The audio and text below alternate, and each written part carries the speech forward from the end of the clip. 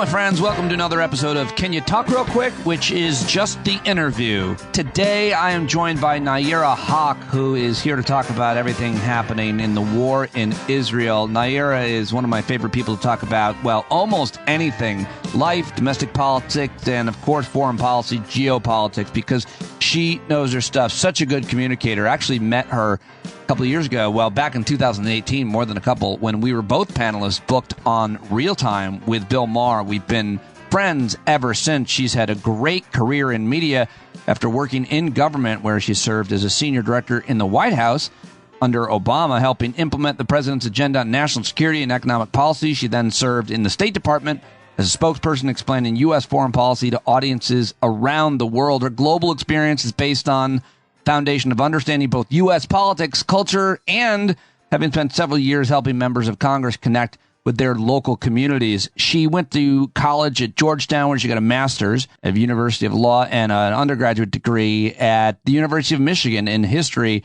And she has now got a really great, impressive career in media, regularly hosting multiple hours of programming on SiriusXM, cable TV, and so much more. As a matter of fact, my interview with her today took place in the green room at MSNBC, where she had just appeared on Joy Reid's show opposite with John Brennan, the former head of the CIA. She walked off the set and called me, and this is our conversation. Learn a lot more about Nayyera at her website and support this show with a paid subscription for as little as $5 or as much as you want. Nayyera.com for more about Nayyera, and subscribe at patreon.com/Pete Dominic. Let's do it right now. I called her up. I said, can you talk real quick?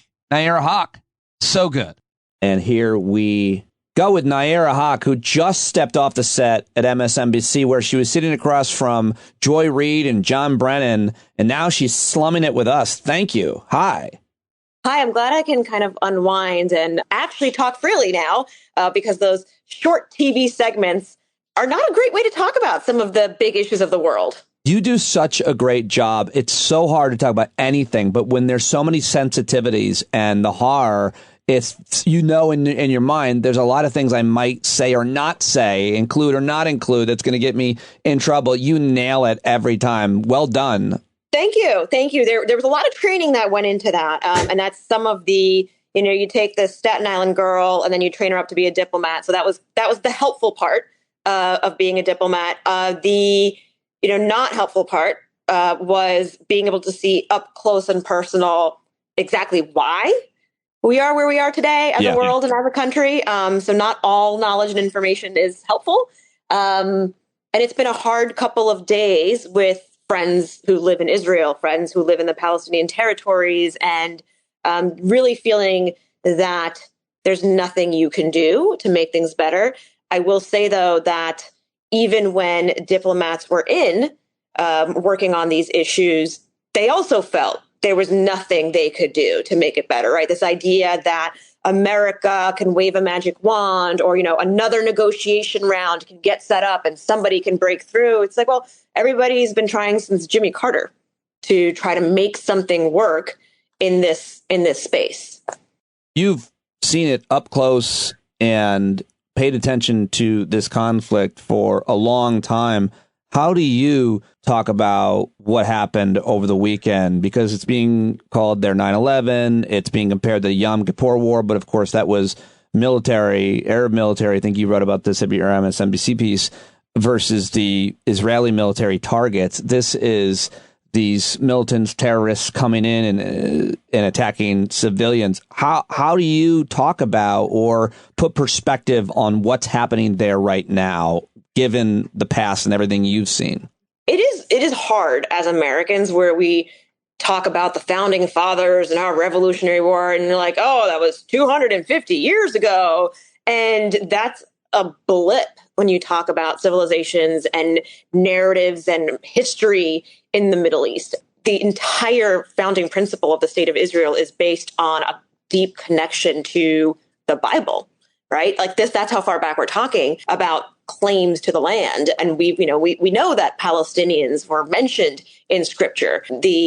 So going to Jerusalem, you have a holy site for Muslims on top of the ruins of the holy site for Jews right next to where Jesus was raised, right? Like they're all there next to each other. And I'm going to try to describe this, what I'm doing with my hands, which is like, it's like the size of a postcard. And I remember hearing Coolio's, Walk Through the Valley of the Shadow of Death, right? Like the Coolio did it, it's like really great rap. Yeah. And when I was visiting, they're like, oh, this little passageway right here, this is what they were talking about in the Bible, because this is what was happening here. And I was just like, wow, this is really trippy that all of these different cultural references have a real grounding in physical space. And there is a great version of that in which, for example, all of the different Christian denominations were like, well, we can't allow any one denomination to be the keeper of the keys for the Church of the Holy Sepulchre, because then they'll be like, oh, look, we've got the keys. We're the better Christians. So we're going to go and give it to a Muslim family. And the keeper of the keys has been that same Muslim family for generations. They open and they lock the Church of the Holy Sepulchre every day. And that's what it is. And it has kept Christendom from fighting amongst itself for who does that, right? So that's a really fun, great way of connecting across these religious divides. We are obviously seeing some of the more horrific ways, particularly with, I would say, Iran using its anti-Semitism to arm a militant terrorist organization and help it launch a terror campaign on Jews in Israel. That's what it is. I mean, Iran is not a pro-Palestinian place, because what they have helped do is have one part of what was supposed to be the state of Palestine get entirely flattened, right? That's what they've supported. I don't know how that translates to being pro-Palestine when it leads to more people dying and another cycle of violence. So many really interesting points, but it's important to understand how not monolithic the Arab world is and how they've all used the Palestinians for different reasons and then treated them terribly, from Jordan to Iran to Saudi Arabia to Syria, Lebanon. The way that they use them, the way that they fund them, their interests are usually themselves.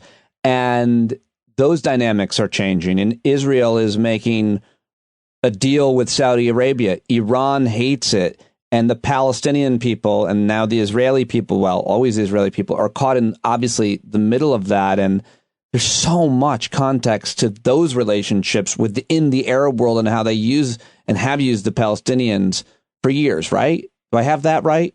I think you do. I'll just add some more layers to back up your point, which is that there was a historic coming to terms and diplomacy between Egypt and Israel decades ago that led to the assassination of an Egyptian leader. We've seen Yitzhak Rabin was assassinated because he also had extended himself and the Israeli people to try to make peace with Palestinians. So by their own people, those who have tried to create a community or have people live side by side. They get killed for making a deal. They're assassinated. For working with and trying to create peace, they're assassinated by the opposite side, by their own generally extremists, religious extremists. Right. And so the extremists need each other, which is part of what Netanyahu's always talking about, the threat of Iran. Iran is always talking anti-Israel. Like, it is inevitable that they are going to come to some kind of conflict and clash. Like, this is like if you were to use schoolyard analogies, right? Like, you kind of know how that's going to go. And there are many parents, and I try to figure out if I'm going to be that parent or not. But like, if somebody comes to hit my kid, am I, telling my kid to hit back, or am I rolling in and going to beat up that kid for him? Like, it's right. All of those human instincts play out. And the idea of diplomacy is to be better than that, right? Is to have other people come in and help individual communities, nation states step out of that emotional human bullshit. And we've completely failed, right? We've completely failed to do that in that region. And I mean humanity, but it's not for the United States to fix it, right? Only so many US presidents can jump in and be that special sauce that suddenly makes this whole shakshuka thing taste great or work as a cohesive dish.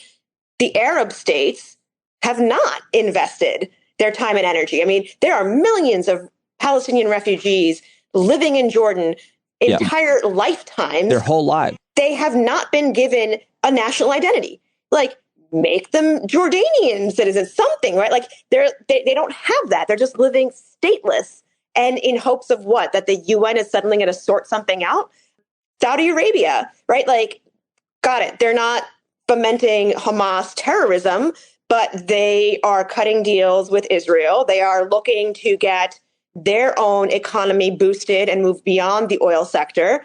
And they didn't care if the Trump administration was allowing Netanyahu to build settlements in Palestinian territory. They're like, all right, go right ahead. Just cut deals with us. Jared, how many billions have you got that you can help us leverage? And they were talking about, what their real estate investments would be in Israel and what used to be known as the Palestinian West Bank. So the idea that the Arab world is in arms on behalf of Palestinians, they're anti-Israel in many ways, but these regimes, right, the kingdom in Saudi Arabia, the theocracy in Iran, use this public religious sentiment to further their own power. That is it, because they had plenty of opportunities to step in their own region and do something significant or valuable for Palestinians. You make this really important point in a piece just posted over at MSNBC. Neither Iran nor Saudi Arabia have the Palestinian people's best interests at heart. You make the point about the United States is funding in many ways both the Saudis and the Israelis. So I think if any... Oh, yes. Because the enemy of my enemy is my friend, right? And let's be clear.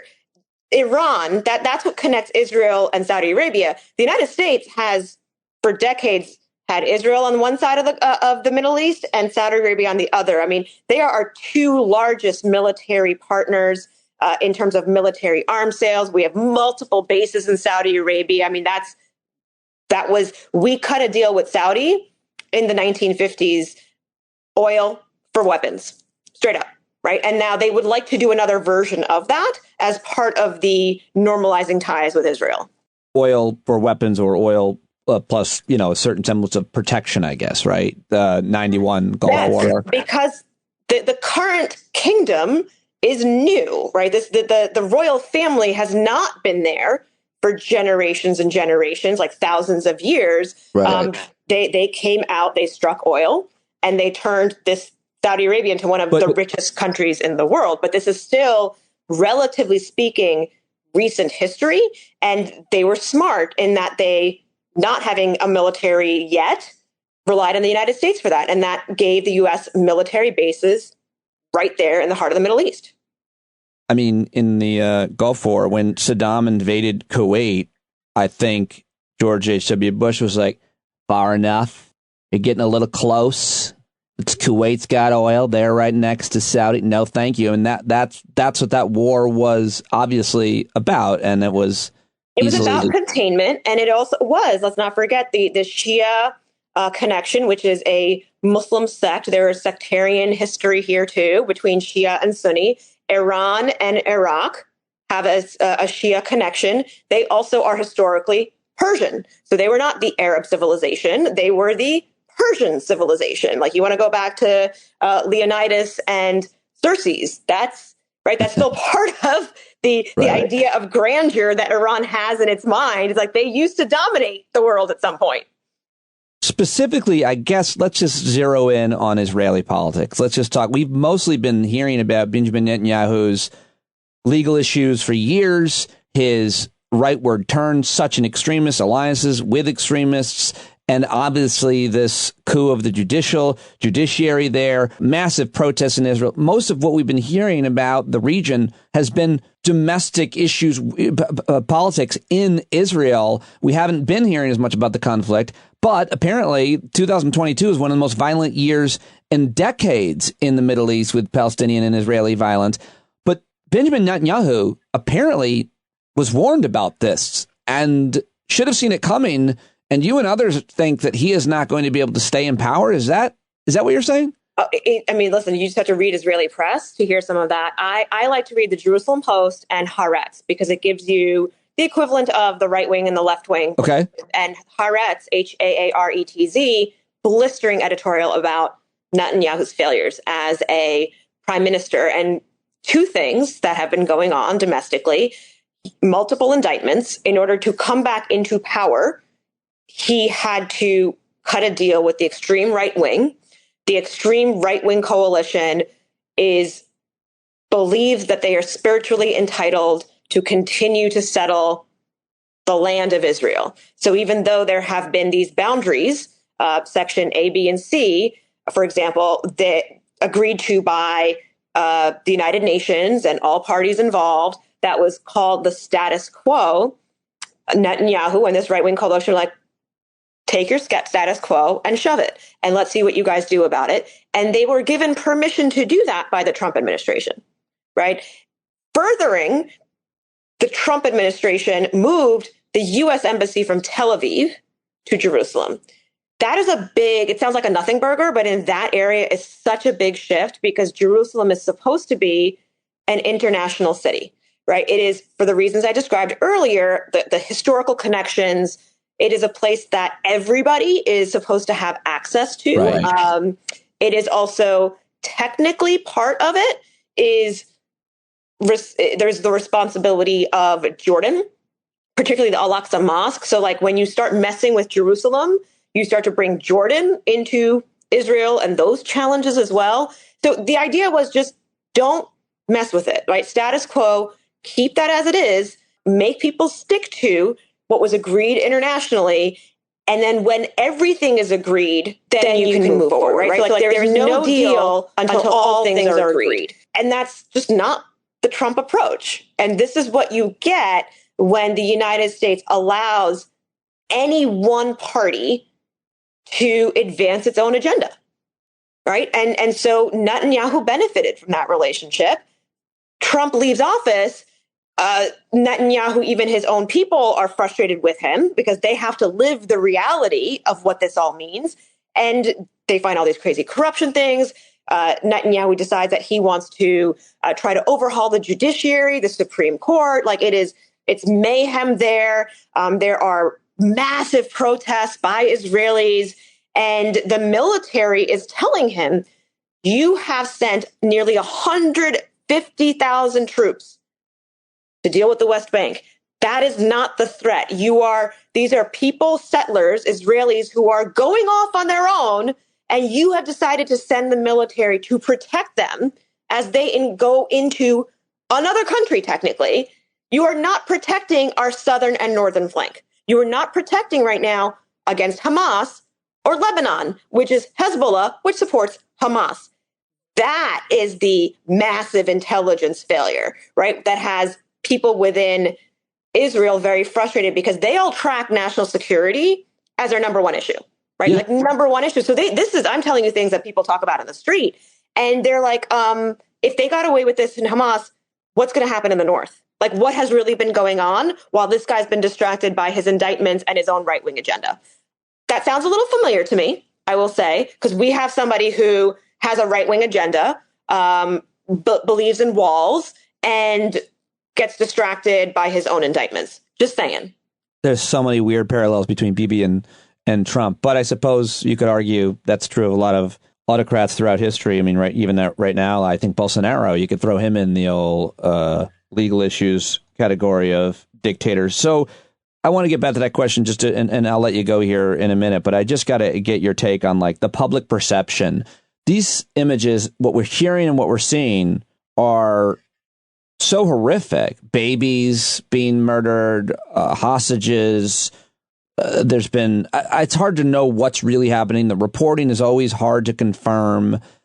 There's propaganda efforts on all sides in different places. But from all accounts, it would seem that there was 260 people killed at a music concert. What is all of these violent images? What is it creating? You're watching social media. You're hearing the reactions of world leaders. You're seeing some of these protests getting ugly in New York City and Harvard.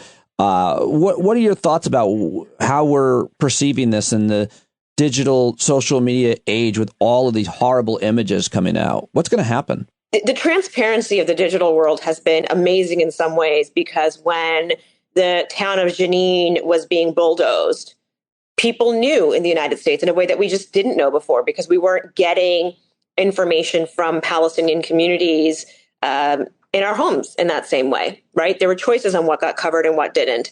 But the flip side is organizations like ISIS figured out early on how to use YouTube, not only to recruit, but also how to get into people's phones and share horrific images and use that as a weapon of, hostage. You take a hostage, you do a video, right? It's a textbook use of media to advance terror, right? To expand that. And we're getting warnings now for families to delete TikTok and delete Instagram if you have any connection to Israel, because the algorithm is going to send you these videos, right, of hostages in distress, of people being killed. And so I think the bad guys have figured out how to use all of this stuff, this technology, to get to us in ways that we're still going to be wrestling with and figuring out. And that is absolutely part of their calculus of how to advance terror. It goes to the heart of Hamas using terror tactics, and that being who they are. They are not a governing body that is looking to, advance their people in a humanitarian way. It's the closest is like to a cartel that you feel obligated to dealing with to save yourself and your family, but also because the cartel controls all the food and water, right? So that's what else are you going to do as an individual living in that environment? But okay, figure out how to work with the cartel, or as we see happening elsewhere in the world, you become a refugee, you go stateless.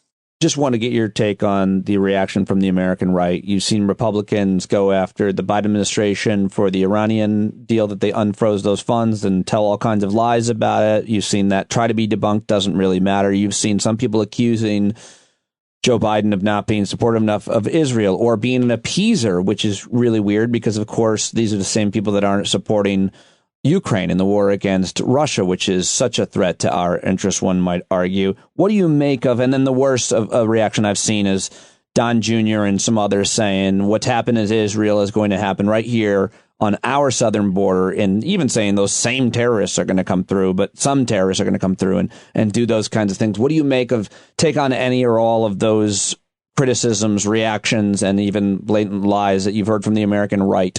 We'll start with the first one, which is the idea that Iran was emboldened by a financial transaction that hasn't even been completed yet, which is that $6 billion of their money that had been frozen sitting in South Korea. And because of the way the world economy works, nobody, meaning a humanitarian group that is going to purchase food and then they have permission to deliver it in Iran, for example, or a medical group that has permission to deliver vaccines. They're like, yeah, we don't really feel comfortable with using South Korea banks and then going back to the Middle East. Can you give us some kind of guarantee? And so this was a convenient time to say, hey, Iran, we'll make it easier for you to get these things that you desperately need by putting your money in Qatar. Because we also have, by the way, 5 military bases in Qatar, and they have been another U.S. ally, but also they know how to talk to other people in the Middle East, and their money has been the dirham is doing very well, and NGOs are like, oh, okay, they're right next door. We can buy the thing with your money and then ship it right over. Got it. We're not going to get in trouble with sanctions. That's what this was, and we got Americans back by making that happen. None of that money has actually even been spent yet because it's barely even been transferred into Qatar. The announcement was made, but that $6 billion has not been spent yet. So that is not something Iran could hang its hat on to do a plan with Hamas, right? But these facts don't matter, right? Because in the stream of information, and you just hear Iran here, Iran there, and it's very opportune. And in that way, Machiavellian smart, I guess, for Republicans to find another thing to ding a U.S. president while they're trying to prop up Trump. What's your alternative here, guys? That's what you're offering. You're offering us a Bibi-like figure, a Netanyahu-like figure. You're offering us another autocrat. All right, go ahead. Keep dinging Biden with stuff that makes, that's effectively doing Putin's work. Let's be clear. Russia supports Hamas when it comes to the UN. They have been very friendly. So if you are truly pro-Israel, you would not be advancing Russian talking points right now. And the other arguments or things that you've heard, reactions to? Yeah, the one that really bothers me from the left is how easy it is for people to say, oh, well, now you know what it was like when we saw Palestinian babies. No, stop right there. Stop right there. No babies, no kids should be hurt. Like, just period, full stop. It's actually okay to just stop the sentence there, right? Like, that's when you feel compelled to constantly make moral equivalency or compelled to what about? I'm like, that's the stuff you always complain about the other side doing. The whataboutism. Well, what about this? And what about that? I'm like, no, let's just pause for a moment. And I truly, truly, again, listen, my family has a post-colonial heritage. My kids are growing up with a history of understanding what the oppression of Black people means for them and their ancestors. This is not the exact moment to be sitting there talking about decolonization and how that has to be violent. Like, I get the intellectual arguments, but like, just really, it doesn't have to be all the time, every second of the day. It is actually really okay to truly feel bad that bad things are happening to people. And frankly, the people who were at that concert were some of the people who were trying to make Israel friendlier to Arabs, friendlier to Muslims, and to Palestinians. So we have to be able to differentiate individuals and human beings if we are going to do better as a civilization. Full stop. What about the holdup of all these nominations? How big a deal is that? Oh my gosh. Yeah, we didn't get to the diplomatic piece of the puzzle, which is we don't have a Speaker of the House right now. So technically the House can't do business. How do you move things forward? Like more aid to whoever you want to give aid to at any point.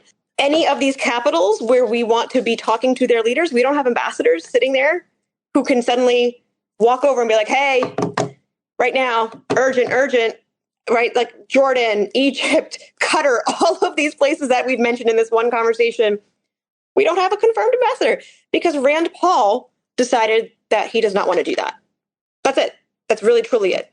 And up until even a week ago, we didn't have our military heads in place because of another Senate hold. The Republicans were truly willing to leave capital cities without U.S. representation, and the U.S. military, the Marine Corps, right? The Marine Corps general, the Marine Corps commandant, and then the Joint Chiefs of Staff, all of them are just like, no, they don't need a leader. Does that really do damage? I mean, it must, or else he wouldn't be doing it. But like, if they're not confirmed, there still is representation. They're just not confirmed. Like, does it make their job that much harder if they're not officially the ambassador? Or here is where I think this is where the disconnect happens, because you're like, no, there's still people working there.